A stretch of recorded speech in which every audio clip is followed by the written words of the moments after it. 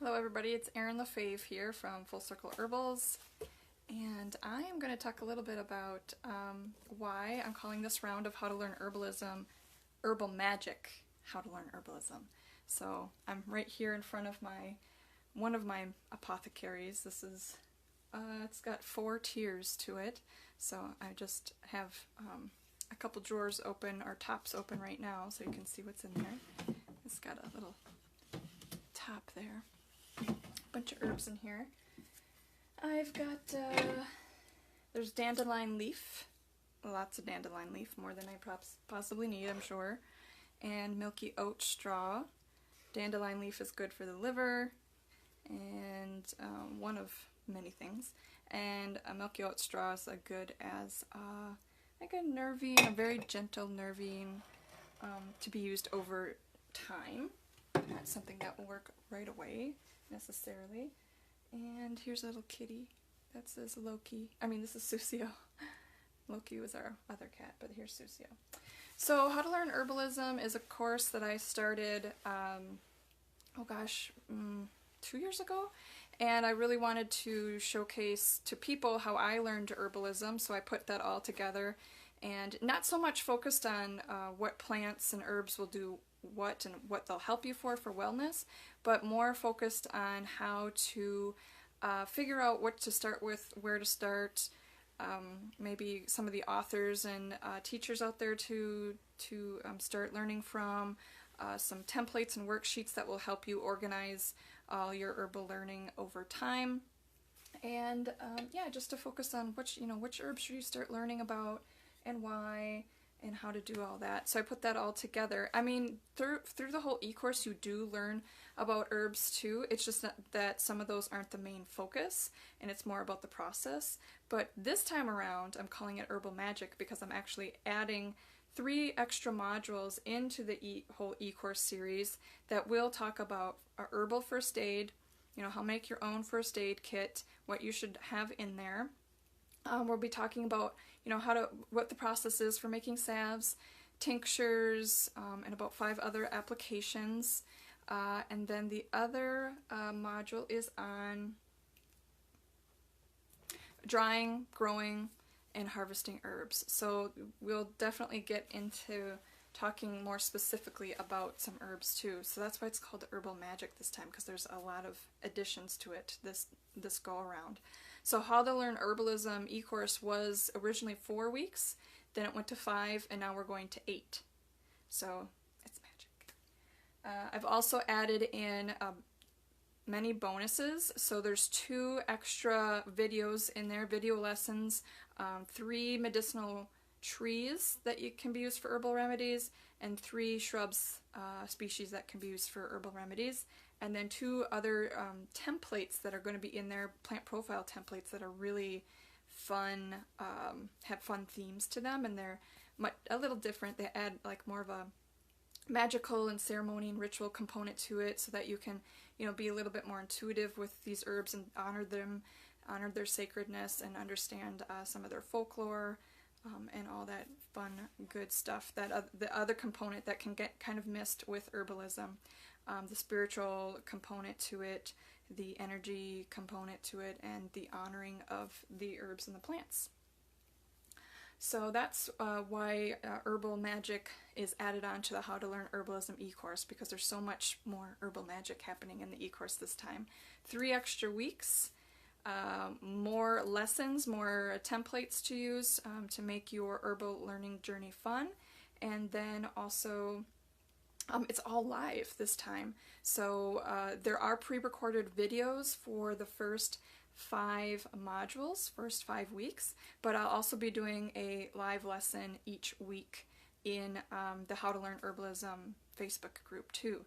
So this is the only time of this year that I will be doing a live round of How to Learn Herbalism, and it rarely comes around. And then also adding so much content into the How to Learn Herbalism e-course is really unique too. I usually add a little bit here and there, but this go around is really special, so that's why it's Herbal Magic.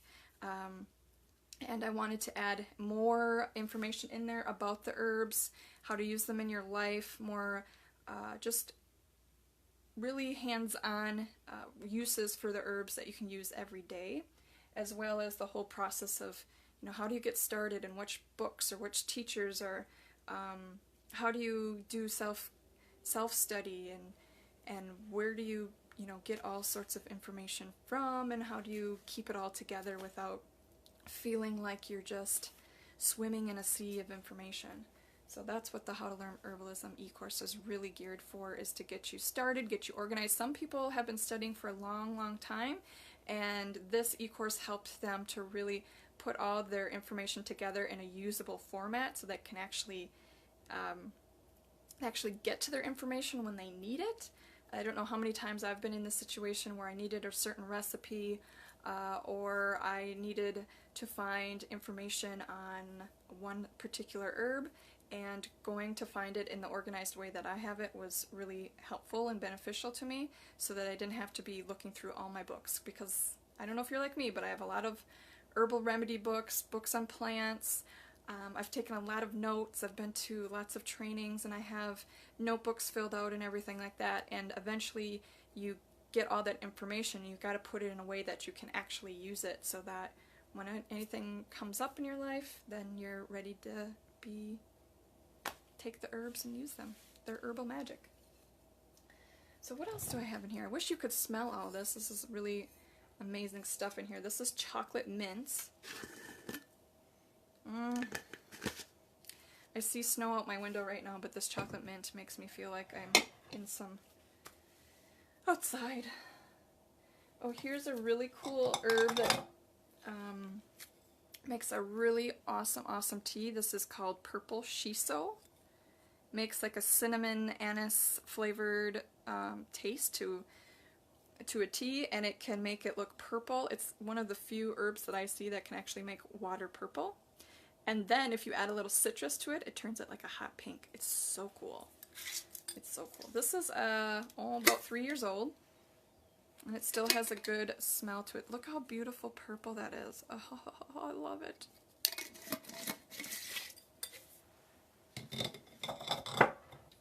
So yeah, there's lots of stuff in here. Red raspberry leaf. Definitely have nettles and comfrey and lemon balm. Although lemon balm doesn't stay very fragrant for very long. It's one of the few herbs that really loses the volatile oils, the essential oils. They really are unstable, and they get released into the air very quickly, and they just degrade really fast. So lemon balm is best used fresh or processed in a tincture fresh. You can certainly use lemon balm dried. It just doesn't have such a fragrance and strong taste of the lemonness.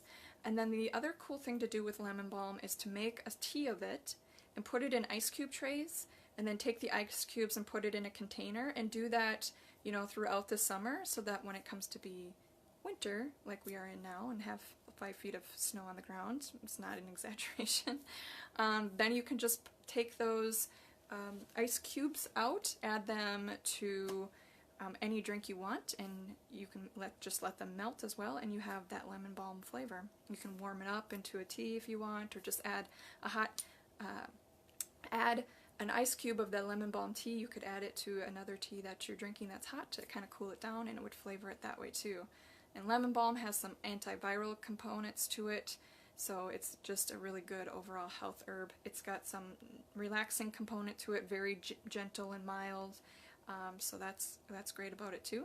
And when you're growing it, it's awesome for the bees and other insects that need nectar and things like that. So it's a fun one to keep in the yard as well.